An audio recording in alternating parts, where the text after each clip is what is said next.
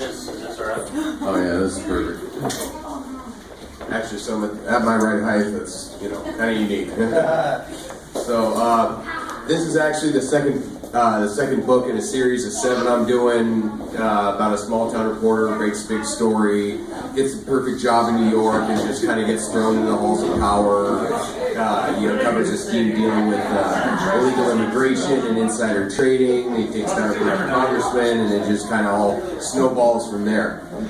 And this book actually starts when they're on the run and kind of underground from everything that happened after the first one. So, and it starts in Cuba. So here we go. And it is called the series is. I should probably say what it's called. Search for Truth. The first one was called The Secret Begins. This one's called The Next Step. And then, each year I'll put out the next one. I'll be starting on the next one soon. So here we go.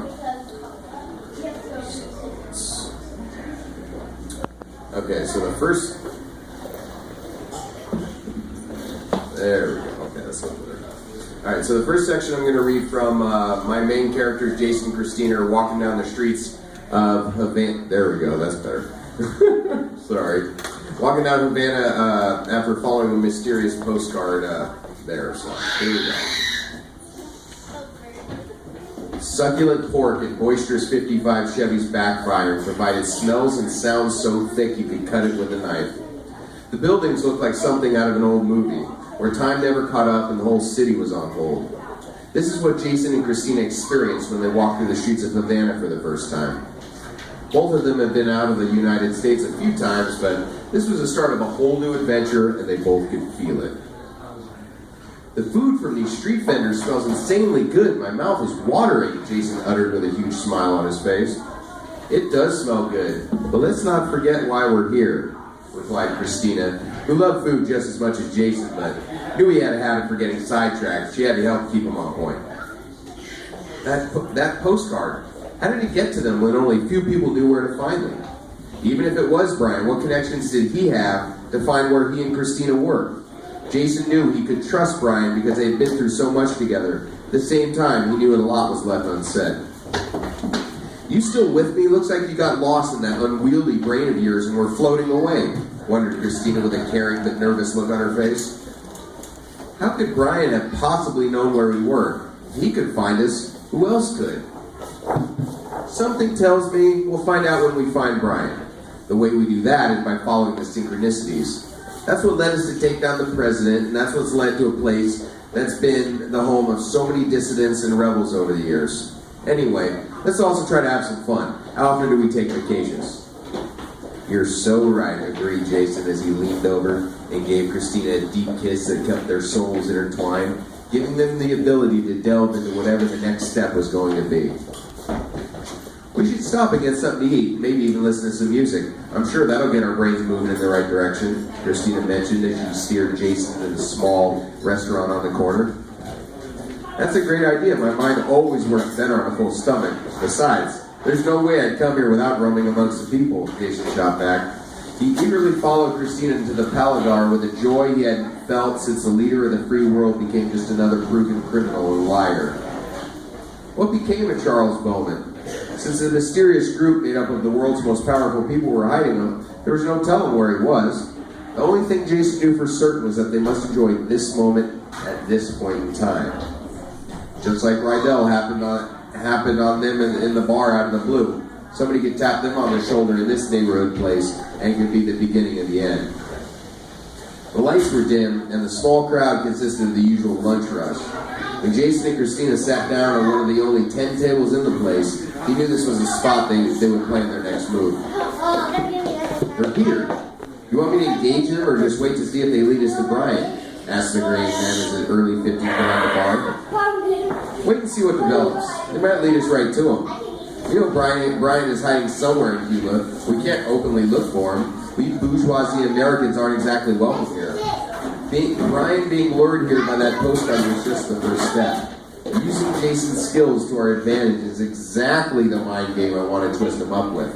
We have so many surprises in store for him, amigo, stated the confident man on the other side of the phone.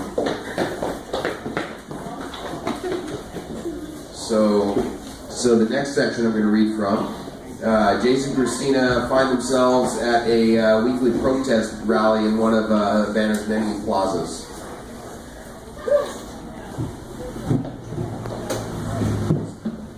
There we go. The madman was scanning the crowd and noticed what many people carried signs for the different issues they cared about. Privatization was by far the most popular, and he knew faceless entities didn't like people who stepped out of line. He needed to know who was truly interested and who was faking interest so they could tear others down. There might be a limit to their greed, and there might not be. What I can tell you is that I'm a relentless hunter and gatherer of unadulterated truth. Whatever ugliness lies behind the scenes, I'll be there to uncover it. Many politicians, appointed and elected officials, all cower to somebody. Our goal is to find out who that somebody is and bring them down so they can never hurt anybody again. Still sounding pretty vague, but at least he's closer to a point, Christina retorted, who was trying to listen because she liked his philosophy. Now that she thought about it, he sounded familiar. How do we find these people who make huge profits off the cleanliness of the water we drink, the quality of the food we eat, the chemicals we buy and produce, and the thoughts we may or may not have in our heads? We start by realizing that to truly succeed, we must all become mad people for good. We must ensure unrelenting positivity runs through everything we do, because all of the people we're up against will stop at nothing to hold us back. We must show them that their power is illusory because we've allowed them to have it. We must let go of the idea that all people are out to do us good, and also the idea that everybody's out to do us harm. Discernment is the key to all interactions. If we believed everybody in the world was out to get us, we might never trust anybody. If we want to build a worldwide coalition to end the destruction of our species, then we have to upend their worldwide movement. They might have bigger guns and more money at their disposal, but we have something much more powerful. We, the people, have the will to see them pay for what they've done. We have the will to see their false promises and silver tongues are just a means of gaining more power and control. We need to show them we have the real power because there are way more of us than there are of them. Christina and Jason began looking around to see how the madman's message was being received. Some Europeans were roaming the crowd, but most were local Cubans who needed something to light a fire under them, because no one had been screwed over more by both sides than them.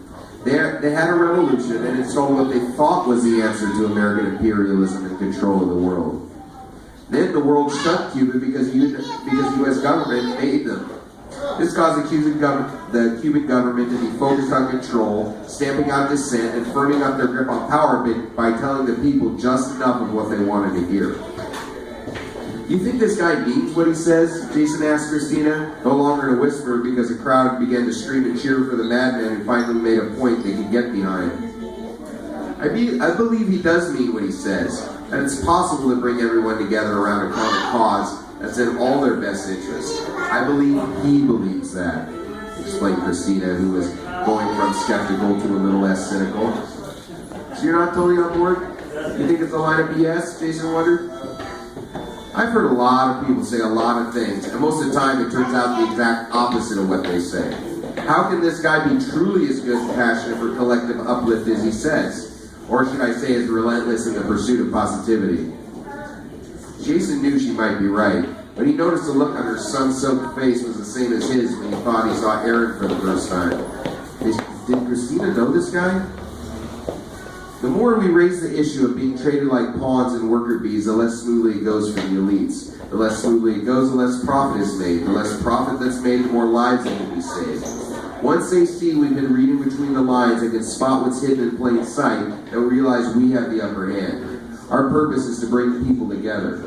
The madman was staring directly at Christina now with no attempt to hide himself. I love you all. I love humanity. That's why I do this. That's why I'm a madman for good.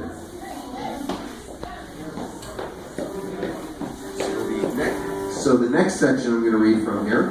After escaping Cuba pretty violently, Jason and Christina are cruising down the streets of downtown Detroit because they followed some clues there. They pulled onto the street for what would have been a 10-minute drive if there wasn't traffic. That was practically impossible since it was right in the middle of rush hour. The sun was fading away, and the remaining light reflected a yearning for a better society off of closed factory after closed factory that had moved overseas. I wish we could do something about this. The government gives tax breaks to companies who move their factories thousands of miles away, putting many Americans out of a job. Meanwhile, the companies say they need these tax breaks because it gives them money to expand and create more jobs. They just fail to mention those jobs won't be in this country, Jason seemed. His face was getting red with anger the more they drove down the street. That is very true. We have to deal with rampant unemployment, which causes a drain on natural resources because the infrastructure that kept it affordable is gone. The companies say that if they took control of power and water systems, they could streamline its delivery to the people.